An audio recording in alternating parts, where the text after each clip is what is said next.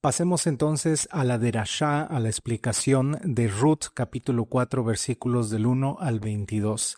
Este es el cierre del libro de Ruth, el final. Este capítulo nos lleva al desenlace de una de las historias más hermosas, humanas y profundas de toda la Escritura.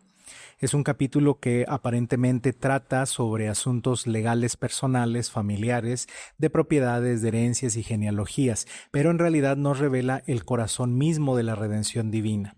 Aquí vemos cómo Elión obra en los detalles más ordinarios de la vida para cumplir propósitos que alcanzan generaciones enteras. Mientras muchas personas buscan a Elohim solamente en los milagros extraordinarios, en las visiones o en los acontecimientos sobrenaturales, el libro de Ruth nos enseña que la providencia divina suele caminar silenciosamente por los senderos cotidianos de la existencia humana. Una conversación en una puerta en la ciudad, una negociación legal, una boda y el nacimiento de un niño terminan formando parte del plan que conducirá siglos después al establecimiento del reino de David y, según los evangelios de Mateo y Lucas, a la manifestación del Mesías prometido. El capítulo comienza con Boaz sentado a la puerta de la ciudad. Desde una perspectiva arqueológica e histórica, la puerta de una ciudad israelita no era simplemente la entrada. Las excavaciones en lugares antiguos en Palestina han mostrado complejos sistemas de puertas con cámaras, bancos y espacios públicos donde se realizaban juicios, contratos y reuniones de los dirigentes. Las puertas funcionaban como un tribunal, un ayuntamiento y un centro administrativo de toda la aldea o de toda la ciudad. Allí se resolvían las disputas legales, se confirmaban transacciones y se hacían públicos los acuerdos importantes. Por eso Boaz no actuó en secreto. La justicia bíblica siempre busca la transparencia. La Torá insiste repetidamente en que los asuntos legales deben realizarse delante de testigos para evitar abusos y manipulaciones. Aquí hay una enseñanza ética muy importante para nuestro tiempo. Vivimos en una época donde muchas personas desean obtener resultados correctos mediante métodos incorrectos. El típico, el fin justifica los medios. Pero Boaz no nos muestra un camino totalmente diferente. Él ama a Dios y admira mucho a Ruth. Desea redimirla, es decir, desea quedársela como esposa. También desea quedarse con los terrenos de Elimelech.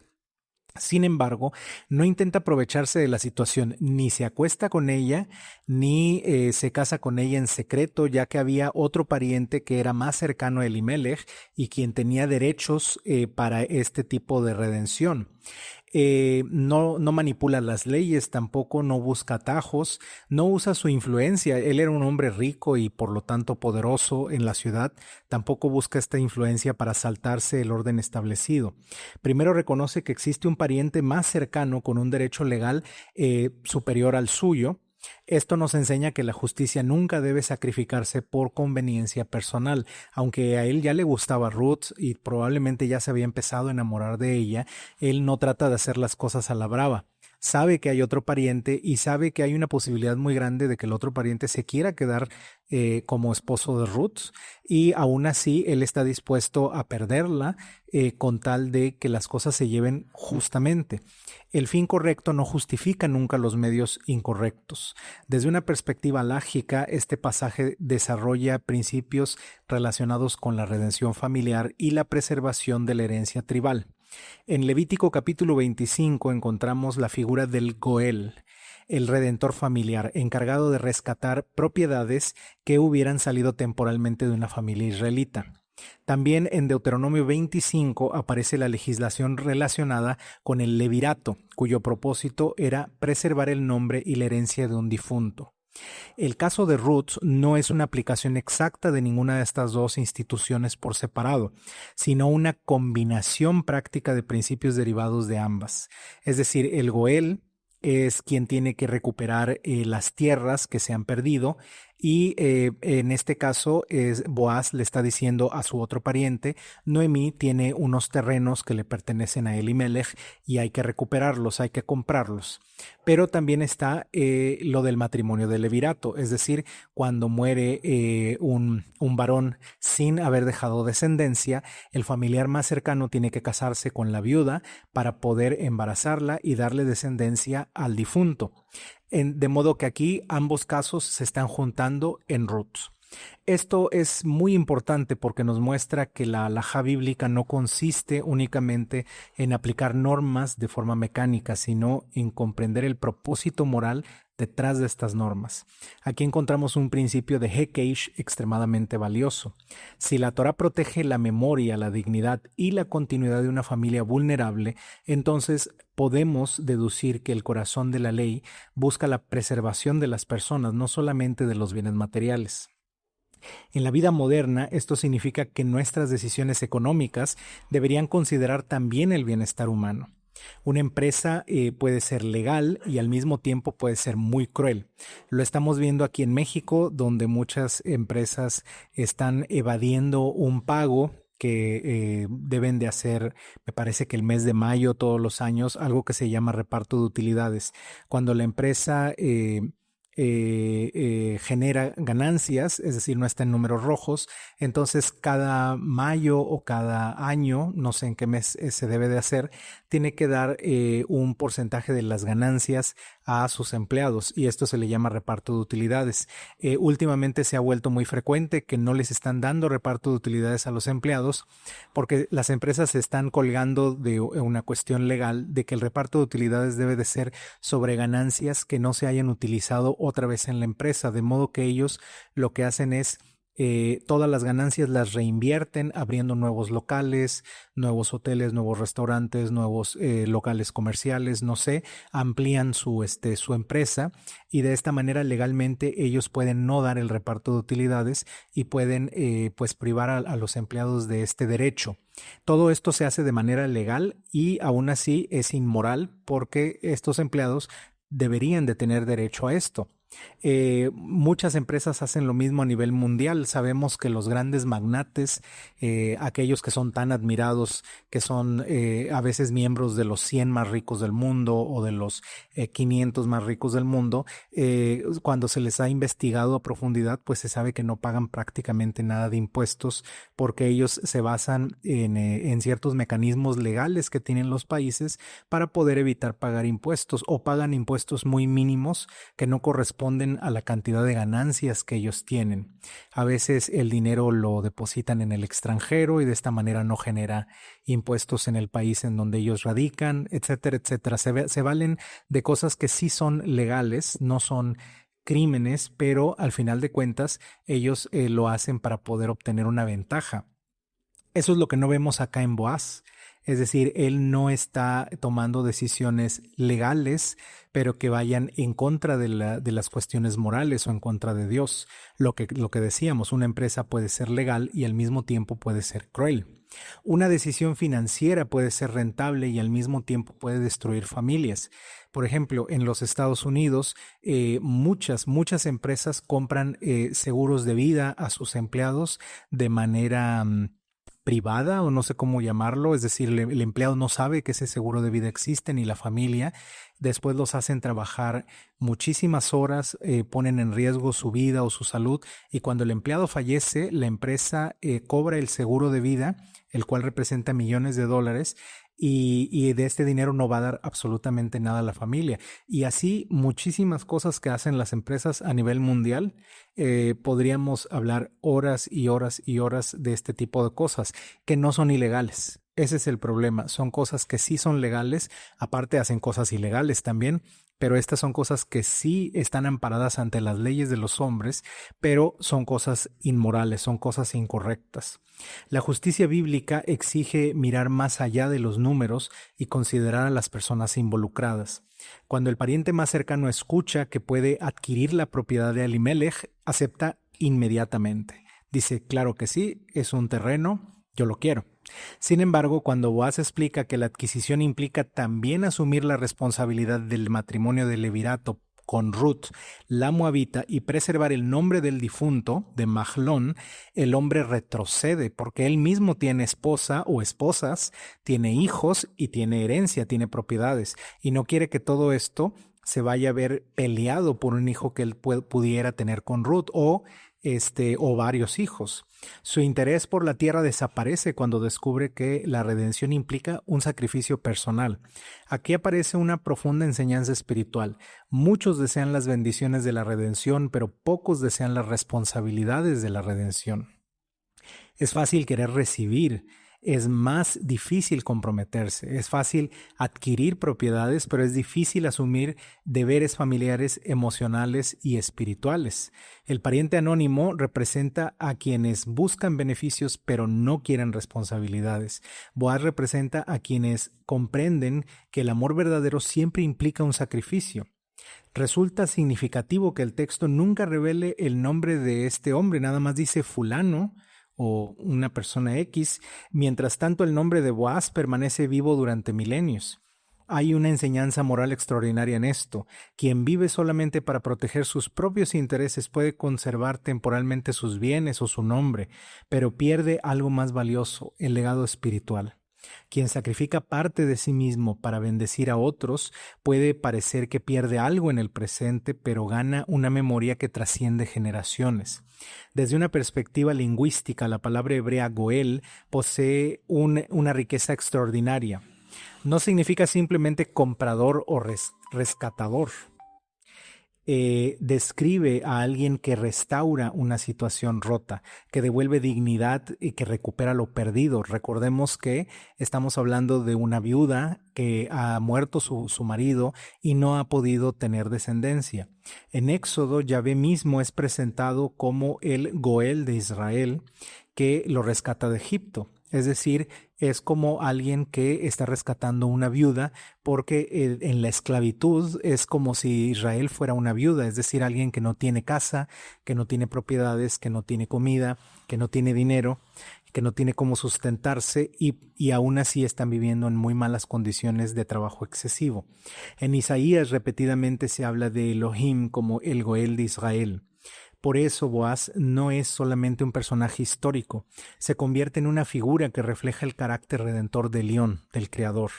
Aquí encontramos uno de los paralelos más hermosos de toda la Escritura. Ruth es extranjera, es viuda y es pobre. No posee poder político ni influencia social. Sin embargo, es recibida, protegida y finalmente incorporada plenamente al pueblo de Elohim. Esto anticipa el mensaje universal que aparece repetidamente en los profetas. Isaías habla de extranjeros que se unirán a Elohim. Zacarías anuncia que muchas naciones buscarán a Elión. Jonás muestra la misericordia divina hacia Nínive. El libro de Ruth muestra que la fidelidad y la fe son más importantes que el origen étnico. Esto no significa abolir la identidad de Israel. Más bien muestra que las naciones pueden acercarse a Elión, al Elohim de Israel, mediante la fidelidad al pacto. Ruth no abandona la fe para conservar su identidad moabita. Al contrario, abandona a los dioses de Moab para abrazar al Elohim de Israel. Su famosa declaración en Ruth 1 resume toda su transformación espiritual. Tu pueblo será mi pueblo y tu Elohim será mi Elohim. Y estas palabras son las que hasta el día de hoy la comunidad de Ebionita utiliza en el juramento que tenemos que hacer todos a la hora de nuestra conversión. Cuando somos conversos, cuando no hemos nacido dentro de la fe ebionita, entonces hacemos el juramento de Ruth. Y este juramento incluye estas palabras: tu pueblo será mi pueblo y tu Dios será mi Dios. Los ancianos bendicen a Ruth comparándola con Lea. Esta bendición es extraordinaria. Una mujer nacida en Moab recibe una bendición equivalente a las matriarcas de Israel. Esto nos enseña que la grandeza espiritual no depende de dónde nacimos, sino de cómo respondemos al llamado de Elión. La Torá está llena de personas inesperadas que son elevadas por la gracia divina. Tamar, Rahab, Ruth y muchas otras que muestran que Elohim ve más allá de las apariencias humanas. Desde una perspectiva psicológica, el capítulo también nos muestra el proceso de sanación de Noemí. Cuando regresó de Belén, había dicho: no me llamen más Noemí, llámenme Mara, porque Mara significa amargo o amarga, porque el Todopoderoso me ha llenado de amargura. había perdido a sus 2 hijos, había perdido a su esposo, también había perdido su seguridad económica y cualquier esperanza para la vida presente y futura. Sin embargo, al final del libro vemos a una mujer transformada. El niño Obed descansa en sus brazos y las mujeres de Betlehem, de Belén, proclaman que Elohim no la ha dejado sin redentor. Esto nos enseña algo fundamental acerca del sufrimiento humano. El dolor puede distorsionar temporalmente nuestra percepción de la realidad. Noemí creyó que su historia había terminado en un fracaso. Pero Elohim todavía estaba escribiendo capítulos que ella no podía ver. Lo mismo sucede con nosotros. A veces interpretamos una temporada difícil como el final de nuestra historia, cuando en realidad solo es una página dentro de una narrativa muchísimo más grande. El libro concluye con una genealogía muy chiquita que conecta a Obed con Isaí y con David. Muchos lectores modernos pasan rápidamente sobre estas listas de nombres, pero para el pensamiento bíblico representan la fidelidad de Elión a través de las generaciones. Cada nombre es una prueba de que las promesas continúan avanzando. Desde Génesis hasta Ruth observamos una cadena ininterrumpida de providencia divina. Las promesas dadas a Abraham siguen moviéndose silenciosamente a través de las generaciones. Aquí encontramos otra enseñanza práctica para la vida moderna. Nuestra cultura suele obsesionarse con resultados inmediatos. Queremos ver el fruto hoy. Queremos respuestas instantáneas, pero Elohim trabaja generacionalmente. Abraham nunca vio toda la magnitud de las promesas que él recibió. Ruth nunca vio el reinado de David, su bisnieto. David nunca vio el cumplimiento pleno de todas las profecías mesiánicas. David vivió 1000 años antes del Maestro Jesús. Sin embargo, cada uno contribuyó fielmente a una obra que trascendía su propia vida. Ben Sirá enseña que debemos considerar las generaciones pasadas para contemplar la fidelidad de Elión. Los salmos afirman que una generación contará a otra las maravillas del Altísimo. La historia de Ruth confirma esta verdad. Ningún acto de fidelidad es insignificante. Una decisión correcta puede afectar siglos enteros de personas. Si observamos todo el capítulo desde una perspectiva espiritual, descubrimos que la verdadera protagonista no es Ruth, ni Boaz, ni Noemí. El verdadero protagonista es Elión. Él dirige encuentros aparentemente casuales. Él preserva la herencia familiar. Él transforma la amargura en esperanza. Él integra a la extranjera en la comunidad del pacto. Él convierte la pobreza en bendición. Él conduce la historia hacia el cumplimiento de sus propósitos. Por eso, cuando meditamos en Ruth capítulo 4, somos invitados a examinar nuestras propias vidas. Tal vez algunos se sienten como Noemí, convencidos de que han perdido demasiado y que la vida es solamente amargura. Tal vez otros se sienten como Ruth, extranjeros, vulnerables, inseguros respecto al futuro. Tal vez otros se encuentran en la posición de Boaz, con la oportunidad de actuar con generosidad y justicia. El mensaje para todos es el mismo. El Altísimo sigue siendo nuestro Redentor. Sigue trabajando cuando nosotros no lo vemos, sigue restaurando lo que parece perdido, sigue transformando historias rotas en testimonios de gracia. Y la gran lección final de este capítulo es que la redención auténtica siempre produce vida, produce restauración, produce continuidad, produce esperanza para el futuro. Donde la muerte parecía haber triunfado, nace Obed. Donde había amargura, surge la alegría. Donde parecía terminar una familia, comienza una dinastía. Donde una viuda extranjera parecía destinada al olvido, Elión la coloca en una genealogía que sería recordada por generaciones. Hasta hoy en día la seguimos recordando. Así aprendemos que ninguna vida entregada a Elión es insignificante, ninguna lágrima es desperdiciada, ningún acto de fidelidad pasa desapercibido. Y aunque a veces solo veamos una pequeña parte del camino, el Redentor ve el recorrido completo. Él sigue escribiendo la historia de restauración tal como lo hizo con Ruth, Noemí y Boaz, y sigue invitándonos a confiar en su providencia, incluso cuando todavía no podemos ver el capítulo final. Ken Yehi Ratzon.